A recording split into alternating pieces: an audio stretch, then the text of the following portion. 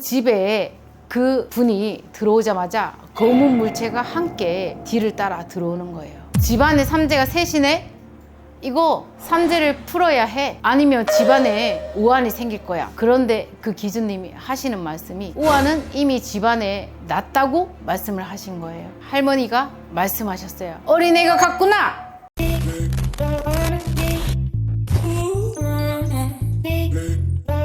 안녕하세요, 월아애기씨입니다. 여러분, 혹시 대수대명이라는 말을 들어보신 적이 있나요?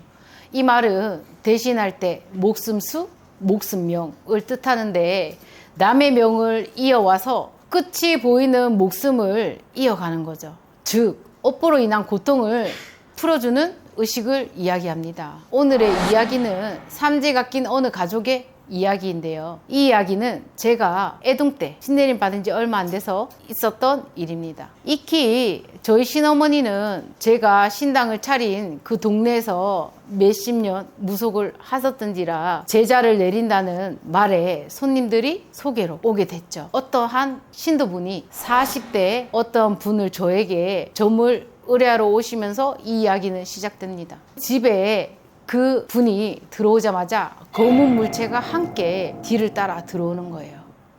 심통치가 않은 표정이었어요. 그래서 사주를 적어 내려갔습니다. 그런데 그 식구가 5식구였는데 삼재가 셋이나 끼어 있는 거예요. 그래서 집안에 삼재가 셋이네? 이거 삼재를 풀어야 해. 아니면 집안에 우환이 생길 거야 라고 저는 얘기를 했습니다. 그런데 그 기주님이 하시는 말씀이 우환은 이미 집안에 났다고 말씀을 하신 거예요. 그래서 저는 이게 끝이 아니야. 월요일날 식구들 수대로 북어랑 속옷을 챙겨서 들어와 그랬습니다. 그래서 월요일날 약속을 잡고 그분이 월요일날 오시기로 했는데 연락이 없으셨던 거죠. 저는 전화번호를 안 받아놓은지라 기다리고 있었어요. 그래서 그때 그분이 좀 볼 당시에 제가 기주님을 위해 초를 하나 보시해 드리겠습니다 하고 신당에 초 한 자루를 켜놓고 월요일날 모두 준비를 마치고 촛불을 킨 후에 그 여자분을 기다리고 있었어요. 하지만 오기로 한 시간이 다 됐는데도 그분은 신당에 오지 않았어요. 게다가 잘 타고 있던 촛불들이 갑자기 꺼져버린 거예요. 무슨 일이 생기겠구나 할머니께서 말씀해 주셨어요. 그리고 열흘 그분이 다시 저를 찾아왔어요. 울고불고 그전보다 더 헬쓱한 얼굴로 저를 찾아오신 거죠. 그런데 저희 제자들은요, 아무리 제자가 마음에 들어도 신령님께서 인연을 끊어버리시면 손님을 받지 못합니다. 그분을 보자마자 할머니가 말씀하셨어요. 어린애가 갔구나! 그러자 그분이 막 울면서 말씀을 하셨죠. 그 집에 막내 아들이 있었는데요. 학교 가는 길에 교통사고가 나서 그 자리에서 아들이 갑자기 등굣길에 죽음을 맞이하게 되었습니다. 집 근처에 있는 절에서 삼재풀이를 했는데 며칠 전 막내 아들이 갑자기 죽었으니 그 기주님은 울며 불며 신당 앞에서 살려달라고 도와달라고 그렇게 1시간 지난 끝에 다시 들어오게 되셨어요. 나는 분명히 너에게 살릴 수 있는 기회를 주었다. 막내는 네가 죽인 거야. 더 이상 내게 할 얘기는 없다. 가거라! 그러자 그분이 울며 불며 한 번만 살려달라고 애원하기 시작했어요.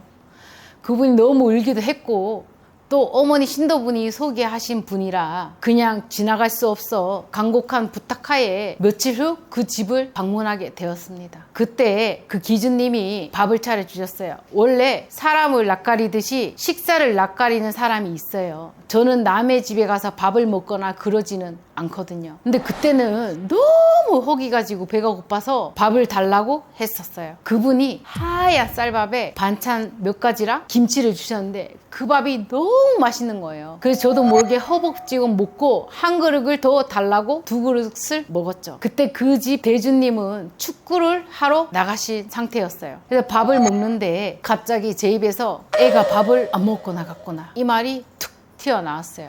밥을 2그릇째 먹었을 때 제가 앉은 식탁 의자가 까딱거리기 시작했어요. 그래서 밥을 다 먹고 그분께 이 의자는 치우라 말씀을 드렸죠. 그리고 팥을 줄 테니 대주님이 들어오기 전에 문 앞에서 팥을 뿌리라고 말씀을 드렸어요. 그리고 나서 대주님이 기가를 하셨어요. 근데 팥을 뿌리지 못하신 거예요. 기주님이 잊어버리셨는지 그걸 그냥 쉬 흘려 들으셨는지 팥을 뿌리지 못하고 대주님이 그 식탁에 앉아서 저녁을 드시고 있었어요. 그러다가 그 까딱거렸던 제가 밥 먹은 의자가 툭 부러지기 시작한 거죠. 그래서 그 대주님이 손목도 부러지고 갈비뼈도 부러지고 허리도 부러져서 병원에 실려가게 됐습니다. 남편은 당분간 운전을 하지 말라고도 당부도 했어요. 이미 아이가 죽은 걸로는 끝나지 않을 것 같았어요. 그리고 아이에게 밥이라도 또 놓으라고 얘기를 했죠. 맨날 식구들이 밥 먹을 때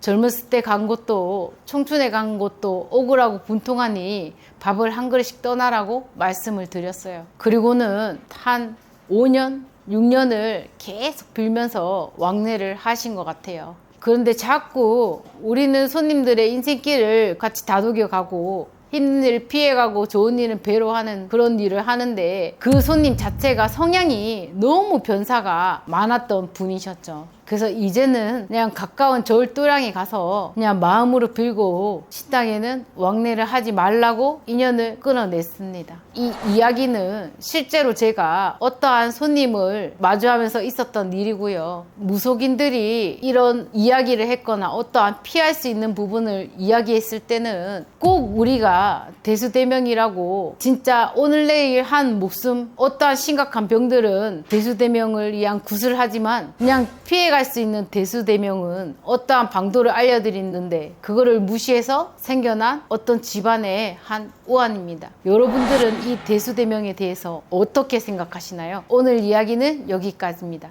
감사합니다.